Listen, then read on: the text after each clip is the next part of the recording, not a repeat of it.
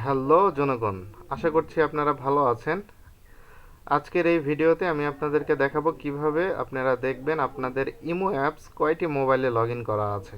তো চলুন কথা না বলে শুরু করি আজকের এই ভিডিও। আপনারা প্রথমে চলে আসবেন ইমো অ্যাপসে এবং সেইখান থেকে দেখতে পাবেন এই বাম কর্নারে আপনাদের হচ্ছে লোগো দেওয়া আছে, সেইখানে ওকে করে দেবেন।